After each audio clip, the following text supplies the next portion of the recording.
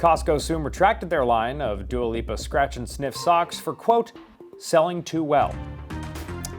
In other news, is good work in a bubble? The YouTube channel hosted by investigative televisual journalist Dan Toomey is back at 1 million subscribers, the most since the 1987 market crash, which has analysts calling for a correction, urging the public to remember what happens every time good work hits 1 million subscribers. There's no fundamentals behind what's happening here. The growth is unsustainable. Look, we've seen this story before. Hopelessly overvalued versus the fundamentals. The bad boys of YouTube business news comedy have a checkered history of driving subscribers away en masse with debilitatingly bad financial advice. In the late 90s, Good Work claimed to take down all of the sketchiest companies in the market, while claiming to uplift what they saw as the most promising ones, like Enron and SpankTheMonkey.com. When the dot-com bubble collapsed, so too did their subscriber count, only to rise again like a mighty phoenix from the ashes in the mid-2000s, with videos about the promise of the housing market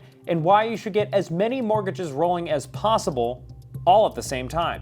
Meanwhile, they were absolutely raking in the dough thanks to a multi-million-dollar Bear Stearns advertising deal featuring Toomey's trademark tagline, "Bank with the Bear, what's the worst that could happen?"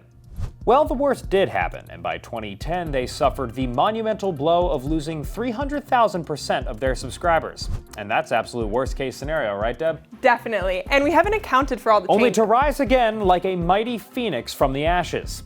In the last 3 years, this latest iteration of Toomey's Good Work investigative news team has taken on the likes of private equity, investment banking, accounting, business school, and so much more. And while many are calling on the channel's bubble to pop yet again, which makes sense considering how fucking boring this shit is, its founders think, quote, no, this is one of those bubbles that doesn't pop when you poke it. We caught up with Dan Toomey and his co-founder on a phone interview earlier this morning. I mean, really, we're just getting started, right? We've had a few bumps in the road along the way, but frankly, I think the only direction that this ship is sailing is straight up into the sky. Couldn't have said it better myself, and I just want to say, if you unsubscribe from our channel, you can suck our okay? All right, well, Yeah. that was my co-pilot there. Psychopaths.